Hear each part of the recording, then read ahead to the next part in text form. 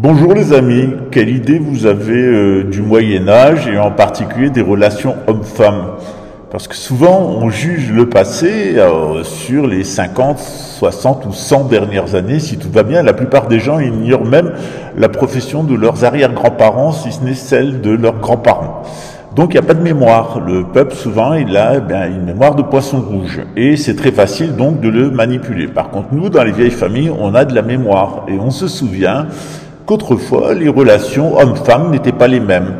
Elles ont radicalement changé à la Renaissance et ensuite, après la Révolution française, au XIXe siècle, qui est le point d'orgue de la discrimination des femmes et de la discrimination des homo-affectifs. C'est à ce moment-là où, à partir de la Révolution française, les femmes deviennent des mineurs sous la tutelle de leur mari et à la fin du XIXe siècle, en Angleterre, commence la criminalisation de l'homosexualité avec un véritable harcèlement puisqu'ils sont allés jusqu'à castrer chimiquement et assassiner Alan Turing, qui est le créateur du premier ordinateur à la pomme et qui a sauvé les Américains et les Anglais face à l'Allemagne nazie. Come on, to the radio on. It's Friday night and I won't be long. Gotta do my hair, I put my makeup on. It's Friday night and I won't be long. Till I hit the dance floor, I got all I need. Come on, to the radio on. It's Friday night and I won't be. Au Moyen-Âge, comme dans toutes les sociétés traditionnelles qui tiennent compte de la sédentarité de l'homme et de ses réactions électromagnétiques et hormonales endocriniennes à son environnement, et surtout à la sédentarité, à la position de sédentaire, il y a 4 mentalités qui se développent. Celle du clergé qui enseigne, qui soigne et qui accomplit les rites, celle de la noblesse qui défend le territoire, l'ordre public, qui administre la justice, les impôts, les producteurs d'aliments et de biens, et puis les gens qui sont un peu dans la confusion mentale, qui ne savent pas être libres et qui vont être les serviteurs des autres. Évidemment, c'est pas des esclaves puisqu'ils sont rémunérés et qu'ils ont même la possibilité, en faisant des économies avec leur gage, de sortir de la condition pour devenir des hommes libres. Alors, comment ça se passe au niveau du couple dans les sociétés traditionnelles? L'homme et la femme sont parfaitement égaux. Tout ce que peut faire un homme, une femme peut le faire. Il y a des reines. Tiens, maintenant, c'est la voiture. Aujourd'hui, c'est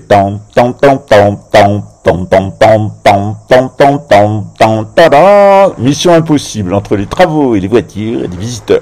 Alors, on va essayer quand même. Alors, au Moyen-Âge, qu'est-ce qui se passe dans la relation homme-femme? Les femmes peuvent faire exactement tout ce que peuvent faire les hommes de A jusqu'à Z. Il y a des impératrices, il y a des reines, il y a des papesses, il y a des maîtres couturières, il y a des maîtres artisans dans tous les domaines, il y a des femmes qui sont propriétaires et qui sont même gestionnaires de grandes exploitations agricoles, et il y a des femmes qui sont serviteurs. C'est l'égalité stricte, parfaite, complète, totale et absolue homme-femme. Ça va changer à partir du XIIIe siècle et en particulier à la Renaissance où la femme petit à petit devient un être inférieur de deuxième catégorie. Tiens, j'ai fait 2 avant de dire deuxième. Alors ça change quand? Ça change avec l'essor urbain, en particulier au XIIIe siècle, avec ce qu'on appelle le roman courtois.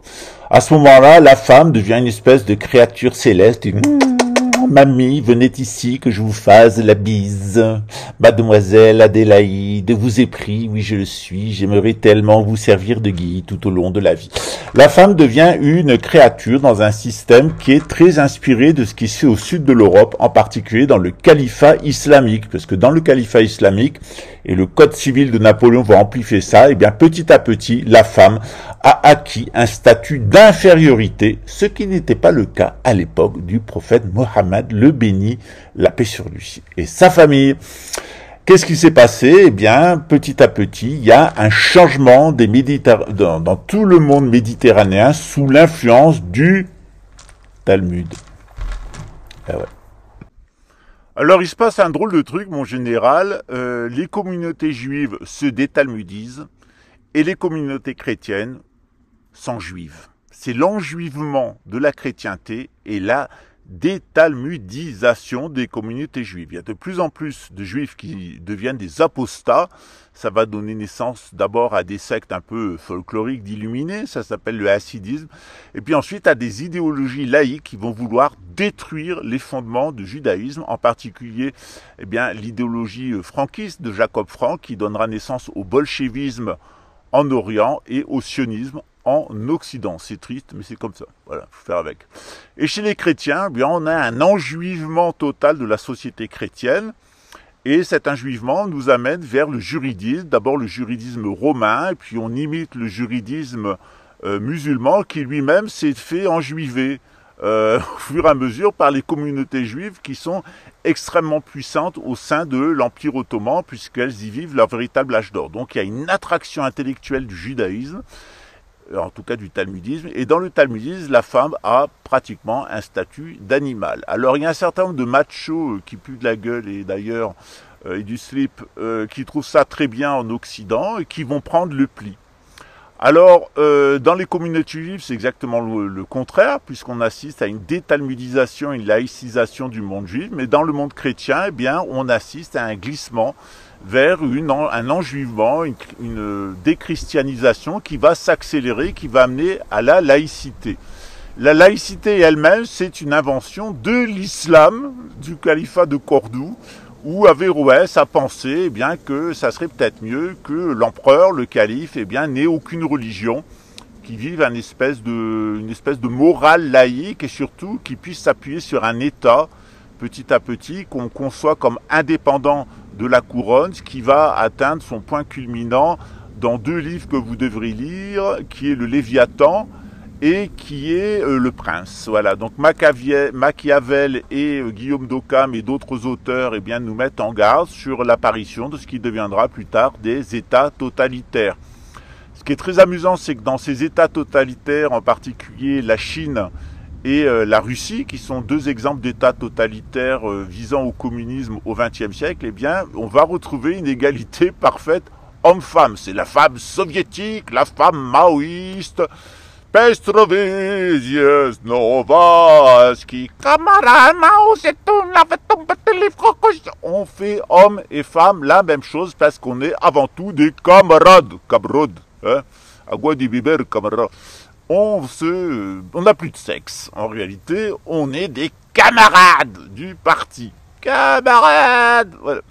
Voilà, avec le camarade Mélenchon et la copine Ardette Laguinette, qui étaient vraiment les piliers de la gauche avant qu'elle devienne un artefact du libéralisme. En réalité, la gauche marxiste a toujours été financée par les banquiers, en particulier ceux de la communauté. Donc dans ce contexte-là, eh bien, c'est les femmes qui vont trinquer. D'abord, la femme, au début, c'est le roman courtois, puis ensuite, ça va pas être courtois du tout. À la Renaissance, la femme devient de plus en plus inférieure, et en 1804, le Napolitain Bonaparte, devenu français dans un coup de baguette magique de Louis XV, eh bien, devient empereur des Français, et pas empereur de France ni d'Europe, et il va imposer une dictature juridique qui persiste jusqu'à nos jours, puisqu'on vit toujours sous l'emprise des élucubrations mentales de ce petit trou du cul corse. Napolitain, excusez-moi les Corses, je ne veux pas que vous mettiez une bombe dans la maison, c'était bien un Napolitain. Voilà. Alors dans ce contexte-là, pour l'instant ils font du trou dans les murs. Alors dans ce contexte-là, eh bien ça va se dégrader de plus en plus. Et puis à la fin du 19e siècle, les femmes en ont tellement ras-le-bol que, eh bien, il y a le mouvement féministe qui naît avec les suffragettes d'abord qui veulent participer à la démocratieuse. Et puis ensuite, eh bien, les femmes se revendiquent les égales des hommes, ce qu'elles obtiendront jamais, puisque en réalité, il y a toujours la femme a toujours deux casquettes, madame à la maison et madame à l'extérieur qui travaillent, c'est-à-dire que, eh bien, en fait, les femmes sont devenues les véritables mules de charge du système. Enlever les femmes et regarder que les femmes fassent la grève de l'entrejambe pendant 2 mois et refusent d'aller travailler, vous allez voir dans quel état vont être ces messieurs, et notamment ces messieurs banquiers aux gros cigares et aux petits... Voilà, j'ai pas le droit de le dire, on est sur YouTube. Donc dans ce contexte-là, évidemment, les homosexuels vont en prendre plein la gueule aussi. Au Moyen-Âge, eh bien, il y a en Europe l'homo-affectivité avec un sacrement homo-affectif, c'est des épousailles entre gays. Ce qu'on demande, c'est pas de rapport sexuel anal entre hommes. Entre les femmes, vous faites bien ce que vous voulez les filles. Hein. Voilà, je vais pas vous faire un dessin. Par contre, c'est admis dans la voie publiquement. On peut être un couple homosexuel, enfin homo-affectif au Moyen-Âge jusqu'à la Renaissance. Mais par contre, dans l'intimité, eh bien, c'est très réglementé, pas de coït anal. Dans l'islam, c'est le contraire. Sur la voie publique, on n'a le droit de rien dire. Par contre, à la maison, on peut faire ce qu'on veut avec son. Voilà, on est sur YouTube, il y a des enfants. Voilà, donc c'est exactement le système inverse. Souvent, d'ailleurs, le christianisme sera en miroir inversé de l'islam et du talmudisme. Donc, il ne faut pas s'étonner qu'on retrouve les mêmes dispositions en sens inverse. Voilà. Donc, eh bien, dans une société synarchique, désolé pour vous les machos, qui puent de la gueule et qui puent du slip, eh bien, les femmes sont les égaux des hommes. Et de tous les points de vue, il y a même des femmes qui ont mené la guerre, comme Isabelle la catholique notamment, et bien d'autres reines. Donc il serait peut-être temps de réviser votre vision du Moyen-Âge. En réalité, ce qui est moyenâgeux tel que vous l'entendez, c'est plutôt la Renaissance et les temps modernes. Mais ça ne plaira pas à la propagande républicaine qu'on entend débunker sur mes chaînes. D'ailleurs, j'ai 10 chaînes. Abonnez-vous avant qu'ils me fassent totalement disparaître de YouTube, voire physiquement, parce que ça s'excite beaucoup du côté des pédophiles et des narcotrafiquants de la ville maudite. Bon, sur ce, en m'encensant, à défaut que vous le fassiez, je vous souhaite une bonne journée. On se retrouve samedi sur un live sur les relations de couple dans la synarchie et les relations homo-affectives dans la synarchie. Et vous allez voir que, eh bien, l'Occident chrétien, c'était tout à fait le contraire de ce qu'on pense habituellement. Le progrès, ça date pas des suffragettes et du féminisme. Avant, c'était très très bien, puisqu'hommes et femmes étaient égaux, et puis ça s'est dégradé, et on n'en a pas fini d'ailleurs à obtenir ce statut d'égalité homme-femme et la considération méritée des relations homo-affectives qui font partie de la coutume de France et des sacrements de l'Église catholique. Mais il va falloir ramer pendant longtemps, parce qu'entre les vues des islamistes et puis les vues des détalmudisés, des enjuivés de service, c'est quand même difficile de pouvoir s'exprimer sur n'importe quel sujet sans faire face à un mur d'ignorance, d'hostilité et d'imbécilité, quand ce n'est pas des pulsions criminelles d'un vieux satyre et de sa bande de psychopathes sortis des chiottes. Alors, comme vous le savez, je suis un passionné de théâtre. Et donc, au mois d'octobre, je vous inviterai à une avant-première de Sa Conspiration. Ça dure 1h30, vous allez retrouver 9 personnages, vous allez retrouver Réry Dutrouanon et Jaco Wako, son frère, qui sont très aimés par leur père, un capot de camp de concentration qui a épousé une juive recyclée de camp. Et puis vous allez trouver José Tortinetti, l'avocat qui pue du slip et qui pue de la gueule. Il est complètement sénile, le vieux timbré. Vous allez trouver Alain Lurine, le marquet de caca, qui est un promoteur de la monarchie spatiale des Arcturiens. Et puis vous allez retrouver Anne-Sophie de Tréfingui, ma sœur, le fameux Maurice Dai qui travaille pour le Patriste, qui est le contraire du Mossad, et un certain nombre de personnages absolument délirants. Pourquoi j'ai créé ces personnages? Eh bien, d'abord, je suis inspiré de personnes que j'ai connues mais que j'ai caricaturées pour en faire des incarnations des 9 égotypes de l'énéagramme, et évidemment des 3 tendances qui sont la némésis, la pornéia et la pharmacia. Évidemment, on n'oublie pas la préférée du parquet d'Avignon, notre chère Mumu de Marseille, Sauvage du monde. J'ai oublié ma perruque, mais bon, c'est comme ça. Voilà. Il y a des tribunaux où on met des perruques, c'est en Angleterre, et nous, on a des perruqués dans nos tribunaux, en particulier des salopards particulièrement mythomanes, et la bande de narcotrafiquants qui se refile les gosses et que vous connaissez bien puisqu'elle s'appelle dans ma pièce la DGS merde, la Direction Générale de la Sécurité de merde. Voilà, c'est comme ça, c'est dans Sa Conspiration. Toute ressemblance avec des personnages, des faits et une république existante serait parfaitement fortuit. Inutile de vous exciter. Ciao.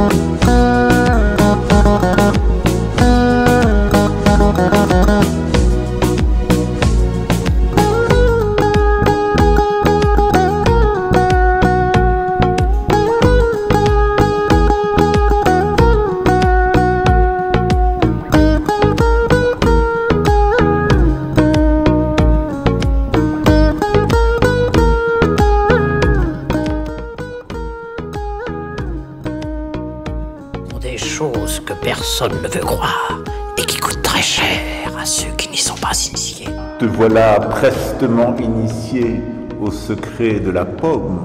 En feras-tu bon usage?